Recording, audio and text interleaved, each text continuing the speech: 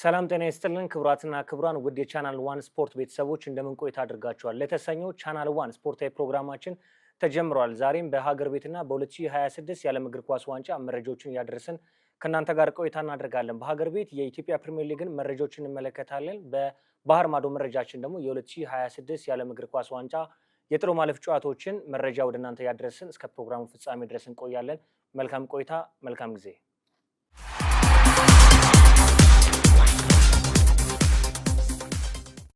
የ2018 የሲቢኢ የኢትዮጵያ ፕሪሚየር ሊግ ሲዳማ ቡና አሸናፊ መሆኑ ይታወሳል። ሲዳማ ቡና በ68 ነጥብ የሊጉ ሻምፒዮን መሆኑ ቀድሞ ይታወሳል። አንድ የቀሪ ጨዋታ መርሃ ግብር በሊጉ ላይ ይቀራል። የወራጅ ቀጠና ስጋት ያለባቸው የኢትዮጵያ ፕሪሚየር ሊግ ቡድኖች ምድረገነት ሽረ፣ አዳማና ወልዋሎ ዓዲግራት ዩኒቨርሲቲ ናቸው። በ37ኛ ሳምንት የኢትዮጵያ ፕሪሚየር ሊግ የጨዋታ መርሃ ግብር ኢትዮጵያ መድን ከምድረገነት ሽረ ያደረጉት ጨዋታ አከራካሪ የ37ኛ ሳምንት የጨዋታ መርሃ ግብር ሆኗል። ምድረገነት ሽረ ኢትዮጵያ መድንን 3-0 በሆነ ውጤት ማሸነፉ ይታወሳል። ዕለተ ቅዳሜ ሰኔ 29 ሰዓት በአዳማ ሳይንስና ቴክኖሎጂ ዩኒቨርሲቲ ስቴዲየም የተደረገ ጨዋታ ነው። ከዚህ ጨዋታ መጠናቀቅ በኋላ ወልዋሎ ዓዲግራት ዩኒቨርሲቲ አሰልጣኝ ገብረመድህን ኃይሌና ኢትዮጵያ መድን ከአቅም በታች ተጫውተዋል በማለት ለኢትዮጵያ ፕሪሚየር ሊግ አክሲዮን ማህበር ቅሬታቸውን አቀርበዋል። ኢትዮጵያ መድን ከምድረገነት ሽረ ያደረጉት ጨዋታ ከአቅም በታች መሆኑን ይጣራልኝ በማለት ነው ወልዋሎ ዓዲግራት ዩኒቨርሲቲ ለኢትዮጵያ ፕሪሚየር ሊግ አክሲዮን ማህበር ጥያቄውን ያቀረበው። የኢትዮጵያ ፕሪሚየር ሊግ አክሲዮን ማህበር ጨዋታውን ገምግሞ የወልዋሎ ዓዲግራትን ጥያቄ ይቀበላል ወይ? በኢትዮጵያ ፕሪሚየር ሊግ በቀሪ የ4-5 የጨዋታ መርሃ ግብር ላይ ባለፉት ዓመታት ባህል ነው በተለይ ደግሞ ወደ ከፍተኛ ሊግ ለመውረድ እና ከከፍተኛ ሊግ ወደ ፕሪሚየር ሊግ ሲመጡ ጥያቄዎችን ክለቦች ያስነሳሉ። በዘንድሮ የኢትዮጵያ ፕሪሚየር ሊግ የጨዋታ መርሃ ግብር ላይ ከተመለከትን አርባ ምንጭ ከተማ ቀድሞ መውረዱ ይታወሳል። መቀለ ሰባ እንደርታና ምድረገነት ሽረ ጥያቄዎች ያለባቸው ክለቦች ናቸው። ምድረገነት ሽረ ባለፈው ሳምንት ቅዳሜ ላይ ወልዋሎ ዓዲግራት ዩኒቨርሲቲ ከኢትዮጵያ መድን ያደረጉት ጨዋታ ላይ ጥያቄን አቀርቧል። በእርግጥ የኢትዮጵያ ፕሪሚየር ሊግ ባለፉት ዓመታት እንደዚህ አይነት የመጨረሻ ሳምንት የጨዋታ ማጭበርበሮች ጥያቄ ሲነሱ ለዘመናት የተመለከትነው ነው። ከዚህ በፊት 2011 ላይ ወልዋሎ ዓዲግራት ዩኒቨርሲቲ ከምድረገነት ሽረ ጋር ያደረጉት ጨዋታ ይታወሳል። በመጨረሻ ሳምንት የጨዋታ መርሃ ግብር የሊጉ ሻምፒዮን ለመሆን መቀለ ሰባ እንደርታና ፋሲል ከነማ ይጠበቁ ነበር። በዛ በጣም አከራካሪ በነበረ የጨዋታ መርሃ ግብር ምድረገነት ሽረ ከወልዋሎ ዓዲግራት ዩኒቨርሲቲ ጨዋታቸውን አድርገው ምድረገነት ሽረ በአሁኑ የኢትዮጵያ ቡና አሰልጣኝ ሳምሶን ይመራ ነበር። ወልዋሎ ዓዲግራት ደግሞ በአሁኑ በኢትዮጵያ ብሔራዊ ቡድን አሰልጣኝ ዮሐንስ ሳሌ ይመራ ነበር። ያ ጨዋታ እጅግ በጣም አጣብቂ ነው። ምድረገነት ሽረ ወልዋሎ ዓዲግራት ዩኒቨርሲቲ ካሸነፈ በፕሪሚየር ሊጉ ላይ መትረፉን ያረጋግጣል። በቀጣይ ሳምንት የጨዋታ መርሃ ግብር ደግሞ ፋሲል ከነማን ያገኛል። ፋሲል ከነማ ጋር የሚያደርገውን ጨዋታ አቻ ከተለያየ ወይም ደግሞ ፋሲል ከነማን ካሸነፈ የ2011 የኢትዮጵያ ፕሪሚየር ሊግ አሸናፊ መቀለ ሰባ እንደርታ የሆኑ ነበር። በዚህ አከራካሪ ስሜት የጨዋታ መርሃ ግብሩ ተደርጎ ወልዋሎ ዓዲግራት ዩኒቨርሲቲ እስከ 72ኛው ደቂቃ አካባቢ 1-0 በሆነ ውጤት ጨዋታውን እየመራ ነበር። 2011 የኢትዮጵያ ፕሪሚየር ሊግ የመጨረሻ ሳምንት የጨዋታ መርሃ ግብር ሊደረግ አንድ ጨዋታ ሲቀረው ማለት ነው። ባለቀ ሰዓት ምድረገነት ሽረ ወልዋሎ ዓዲግራት ዩኒቨርሲቲን አሸንፎ ከፕሪሚየር ሊጉ መትረፉን አረጋገጠ። በቀጣይ ሳምንት የጨዋታ መርሃ ግብር ምድረገነት ሽረ ከፋሲል ከነማ ጋር ጨዋታቸውን አድርገው በአቻ ውጤት ተጠናቀቀ። ያ በአቻ ውጤት የተጠናቀቀው ጨዋታ ፋሲል ከነማ የፕሪሚየር ሊጉ ሻምፒዮን እንዳይሆን አደረገ። መቀለ ሰባ እንደርታ የ2011 የኢትዮጵያ ፕሪሚየር ሊግ አሸናፊ ሆነ። ስለዚህ ምድረገነት ሽረም ተረፈ፣ መቀለ ሰባ እንደርታም የ2011 የፕሪሚየር ሊጉ አሸናፊ ሆነ። በዚህ ሰዓት ፋሲል ከነማ ጨዋታው ይጣራልኝ ብሎ በተደጋጋሚ ጥያቄን ማቅረቡ ይታወሳል። ከዛ በፊትም 2010 የኢትዮጵያ ፕሪሚየር ሊግ ጅማ አባጅፋርና ቅዱስ ጊዮርጊስ ከመጨረሻ ሳምንት የሊጉ ሻምፒዮን ለመሆን በርካታ ፉክክሮችን የሚያደርጉበት የውድድር ዓመት እንደሆነ ይታወሳል። በዛ የውድድር ዓመት በመጨረሻ ሳምንት ጅማ አባጅፋር በሰፊ ግብ ልዩነት አዳማ ከተማን አሸንፎ የሊጉ ሻምፒዮን ሆናል። እዚህ ጨዋታ ላይም ከፍተኛ የጨዋታ መጭበርበር አለ ብሎ ቅዱስ ጊዮርጊስ ጅማ አባጅፋር ከአዳማ ከተማ ያደረጉት ጨዋታ እንዲጣራ ጥያቄ አድርገው ነበር። በኢትዮጵያ ፕሪሚየር ሊግ ሌላኛው ጨዋታ ፋሲል ከነማ ከቅዱስ ጊዮርጊስ ባደረጉት የጨዋታ መርሃ ግብር ፋሲል ከነማ ከቅዱስ ጊዮርጊስ ከፍተኛ ፉክክር ነበራቸው በኢትዮጵያ ፕሪሚየር ሊግ 2014 የውድድር ዓመት ላይ ማለት ነው።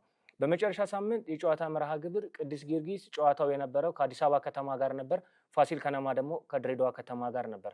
ድሬዳዋ ከተማ በሊጉ ላለመውረድ ግዴታ ፋሲል ከነማ ማሸነፍ አለበት። በሌላኛው ጨዋታ ደግሞ አዲስ አበባ ከተማ ከፕሪሚየር ሊጉ ላለመውረድ ግዴታ በጨዋታ መርሃ ግብር ቅዱስ ጊዮርጊስን ማሸነፍ ነበረበት። በዛ የጨዋታ መርሃ ግብር ላይ ፋሲል ከነማ ድሬዳዋ ከተማን እየመራ ነበር። በዛኛው ስታዲየም ደግሞ ቅዱስ ጊዮርጊስ በጨዋታ መርሃ ግብሩ አዲስ አበባ ከተማን እየመራ ይገኝ ነበር። በዚሁ ከተጠናቀቀ አዲስ አበባ ከተማ በኢትዮጵያ ፕሪሚየር ሊግ ይቆያል። ድሬዳዋ ከተማ ደግሞ ወደ ታች ይወርዳል። በቀሪ ጨዋታ መርሃ ግብሮች ግን የተካሄደው ድሬዳዋ ከተማ ባልተጠበቀ ውጤት ፋሲል ከነማን አሸንፎ በሊጉ ላይ መትረፍ ችሏል። በዛኛው ስታዲየም ደግሞ የተደረገው ጨዋታ ቅዱስ ጊዮርጊስ አዲስ አበባ ከተማ ማሸነፉን ተከትሎ አዲስ አበባ ከተማ ወደ ታችኛው ሊግ ወርዷል። እንደዚህ ብዙ የሚነሱበት ታሪክ የኢትዮጵያ ፕሪሚየር ሊግ ቆይታ ነው። ብዙ የጨዋታ መጭበርበሮች፣ ጥያቄዎች ይነሳሉ። ይህንን ግን ለማጣራት የኢትዮጵያ እግር ኳስ ፌዴሬሽን እና የሊግ ሼር ካምፓኒው ጨዋታዎችን መገምገም ይኖርባቸዋል።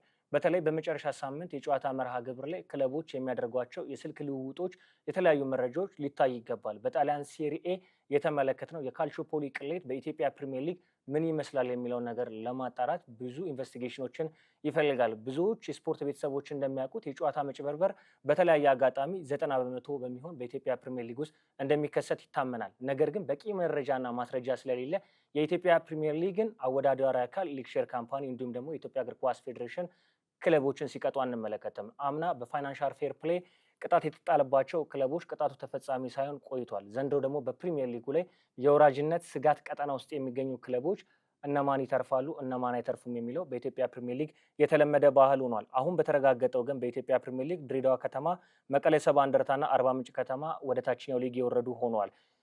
ምድረገነት ሽረ፣ አዳማ ከተማ፣ ወልዋሎ ዓዲግራት ዩኒቨርሲቲ ደግሞ የወራጅነት ስጋት ቀጠና ውስጥ የሚገኙ ቡድኖች ናቸው። የ38ኛ ሳምንት የሲቢኢ የኢትዮጵያ ፕሪሚየር ሊግ የጨዋታ መርሃ ግብሮች ዕለተ ሐሙስ ሰኔ 25 ቀን 9 ሰዓት ይጀምራል።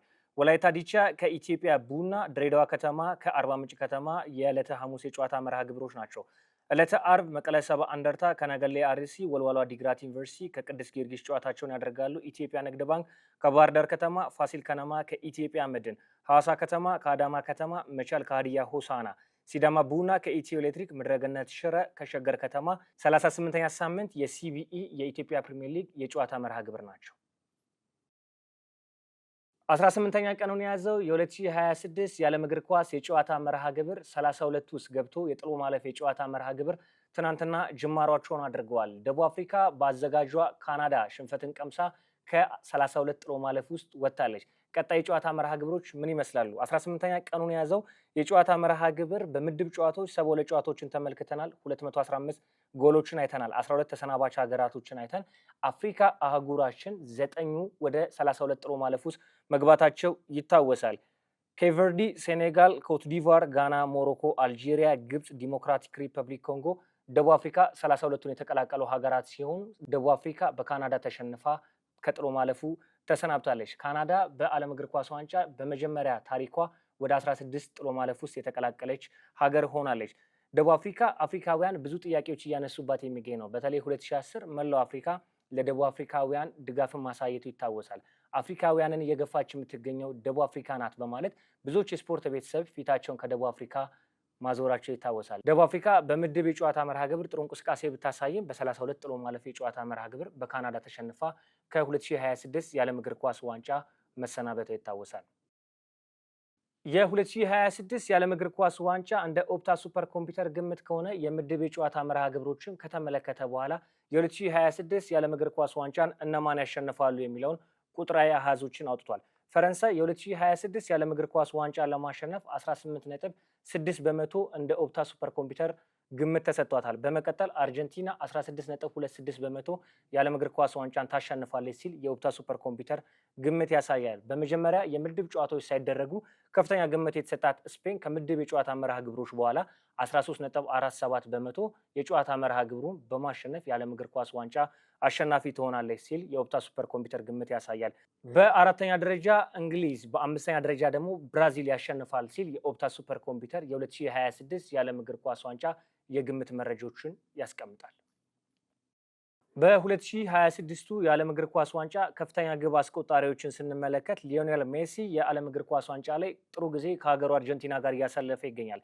ሜሲ በምድብ የጨዋታ መርሃ ግብር ያስቆጠራቸው ግቦች ስንመለከት ከ48 ሀገራት ከሜሲ እኩል ወይም ከሜሲ በላይ ግቦችን ማስቆጠር የቻሉት 11 ሀገራቶች ብቻ ናቸው።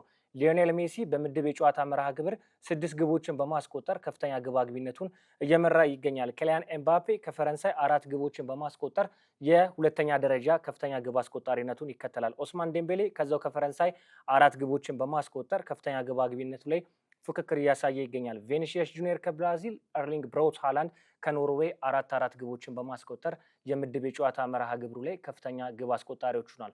በጥሎ ማለፍ የጨዋታ መርሃ ግብር እነማን ግብ ያስቆጥራሉ? የማንስ ሀገር ወደ ቀጣይ 16 ጥሎ ማለፍ ውስጥ ያልፋል? እጅግ ተጠባቂ የጨዋታ መርሃ ግብሮች ናቸው። ከምድብ የጨዋታ መርሃ ግብሮች መጠናቀቅ በኋላ በ32 የጥሎ ማለፍ የጨዋታ መርሃ ግብር የእነማን ጨዋታ የበለጠ ተጠባቂ ይሆናል? 16 ጥሎ ማለፉን እነማን ሊቀላቀሉ ይችላል የሚለው በጣም አነጋጋሪ ሆኗል። በተለይ ብራዚል ከጃፓን ዛሬ ምሽት 2 ሰዓት የሚደረግ የጨዋታ መርሃ ግብር ነው። ብራዚል የዓለም እግር ኳስ ዋንጫ ላይ ከፍተኛ ግምት የተሰጣት ሀገር ብትሆንም በምድብ የጨዋታ መርሃ ግብሮች ግን ያን ያክል የቀድሞውን ብራዚል አልተመለከትንም። ብራዚል በዓለም ዋንጫው ስኬትን ካሳካች 24 ዓመታትን ቆይታ አድርጋለች። ዛሬ ብራዚል ይህንን የጥሎ ማለፍ የጨዋታ መርሃ ግብር ጃፓን አሸንፋ ወደ ቀጣይ ትሄዳለች ወይ? ጃፓን ምንም አይነት የጨዋታ መርሃ ግብርን በጥሎ ማለፍ ጨዋታዎች አሸንፋ አታውቅም። ብራዚል ከጃፓን የሚጠበቅ የጨዋታ መርሃ ግብር ነው። ሌላ የ2022 የኳታር ዓለም እግር ኳስ ዋንጫ ላይ አፍሪካን በመወከል ውጤታማ የሆነችው ሞሮኮም በዚህኛው የ2026 የዓለም እግር ኳስ ዋንጫ ላይ ተጠባቂ ነች። ኔዘርላንድ በዓለም እግር ኳስ ዋንጫ ከፍተኛ ግምት ከተሰጣት ሀገር መካከል አንደኛው ስትሆን በምድብ የጨዋታ መርሃ ግብርም ጠንካራ ሆናለች። ሞሮኮ የ2022 የኳታር ዓለም ዋንጫ ላይ 4ኛ ሆና ካጠናቀቀች በኋላ ከአፍሪካ ከፍተኛ ግምት የተሰጣት ሀገር ናት። ኔዘርላንድ ከሞሮኮ ሌሊት 10 ሰዓት የሚደረግ የጨዋታ መርሃ ግብር ነው። ሰሜን አፍሪካዊቷ ሀገር ሞሮኮ ወደ ቀጣይ 16 ጥሎ ማለፍ ውስጥ ትቀላቀላለች የሚለው የዛሬ ምሽት የሚጠበቅ የጨዋታ መርሃ ግብር ሆኖ እናገኘዋለን። በሌላ የጨዋታ መርሃ ግብር ትንሿ አፍሪካዊት ሀገር ኬቨርዲ ከአርጀንቲና በምድብ የጨዋታ መርሃ ግብር ስኬታማ የሆነችው አርጀንቲና 2022 የዓለም እግር ኳስ ዋንጫን ከ1986 በኋላ አሸናፊ መሆኗ ይታወሳል። በምድብ የጨዋታ መርሃ ግብር ስኬታማ ሆናለች። ውድ ልጇ ሊዮኔል ሜሲ የመጨረሻ የውድድር ዓመቱን ከሀገሩ አርጀንቲና ጋር እያደረገ ይገኛል። 2026 ላይ አርጀንቲና ከኬቨርዲ ይገናኛሉ። ኬቨርዲ ትንሿ ሀገር አፍሪካዊቷ በዓለም እግር ኳስ ዋንጫ የበለጠ እየደመቀች ትገኛለች። ብዙዎች የስፖርት ቤተሰብ ትኩረት ሰጥተውበታል። ከዚህ ጨዋታ ጋር በተያያዘ ጋናዊው ጠንቋይ ወይም ደግሞ ጋናዊው የጨዋታ ግምት ሰጪ አርጀንቲና በዚህ የጨዋታ መርሃ ግብር ላይ አታሸንፍም፣ ኬቨርዲ አርጀንቲናን ጥላ ታልፋለች ሲል ግምቱን ሰጥቷል። ይህ ጋናዊ ጠንቋይ ከዚህ በፊት እንግሊዝ ከጋና ባደረጉት የጨዋታ መርሃ ግብር ላይ ሃሪኬን ግብ እንደማያስቆጥር ወይም ደግሞ ጋና ወደ ቀጣይ ዙር እንደምታልፍ ጥንቆላዬን አደርጋለሁ ወይም ግምቴን አስቀምጣለሁ ብሎ እስካሁን ድረስ በዚህኛው በ2026 የዓለም እግር ኳስ ዋንጫ ያደረሳቸው ወይም ያስቀመጣቸው ግምቶች በሙሉ ተሳክተውለታል። ዕለተ አርብ ከሌሊቱ 7 ሰዓት አርጀንቲና ከኬቨርዲ ጨዋታቸውን ያደርጋሉ። አርጀንቲና ይህንን የጨዋታ መርሃ ግብር አሸንፋ 16 ጥሎ ማለፉን ትቀላቀላለች ወይ? የበለጠ ስፖርት ቤተሰቡን አጓጊ ያደርገዋል።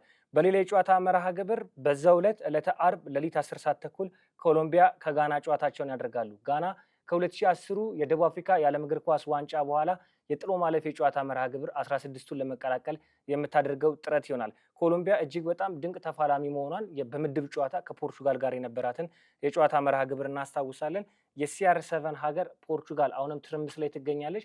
በተለይ በምድብ የጨዋታ መርሃ ግብር ከኮሎምቢያ ጋር አቻ መለያየቷ የፖርቹጋልን ጉዞ ለ2026 የዓለም እግር ኳስ ዋንጫ ስኬታማ ለመሆን የጉዞ መንገዷን ትልቅ ፈተና ውስጥ የከተተ ይመስላል። ከ2018 የፍጻሜ የዓለም እግር ኳስ ዋንጫ ላይ ከደረሰችው ከክሮሺያ ጋር በጥሎ ማለፍ የጨዋታ መርሃ ግብር ይገናኛሉ። ፖርቹጋል ምናልባት ኮሎምቢያን አሸነፋ ቢሆን ኖሮ በፍጻሜ ጨዋታ እስከ መጨረሻው የጨዋታ መርሃ ግብር ለመድረስ የተሻለ ጉዞን ታደርግ ነበር። አሁን ግን ፈታኝ ጉዞ ላይ ትገኛለች። በዕለተ ሐሙስ የሌሊት የጨዋታ መርሃ ግብር ከክሮሺያ ጋር ፖርቹጋል የጨዋታ መርሃ ግብሯን የምታደርግ ይሆናል። የሳውዲ አረቢያ 20 ተጫዋቾች ከዓለም ዋንጫ የምድብ የጨዋታ መርሃ ግብር በኋላ ተበታትነው ወደ የማረፊያቸው ተጉዘዋል። ሳውዲ አረቢያ በምድብ የጨዋታ መርሃ ግብር ከወደቀች በኋላ ጥሎ ማለፉን መቀላቀል ካቃታቸው ወይም ከተሰናበቱ በኋላ የሳውዲ አረቢያ አውሮፕላን እየጠበቃቸው ነበር ተጫዋቾቹ ግን በግል ፕሌኖቻቸው ወደ መጡበት ቦታ ወይም ደግሞ መዳረሻቸው ወደ ሆነው ስፍራ አምርቷል። የሳውዲ አረቢያውም የተዘጋጀው የአውሮፕላን ጉዞ የቡድኑ ቁሳቁስና ሌሎች መሳሪያዎችን በመያዝ ከአሜሪካ 2026 የዓለም እግር ኳስ ዋንጫ ወደ ሳውዲ አረቢያ በረራውን አድርጓል።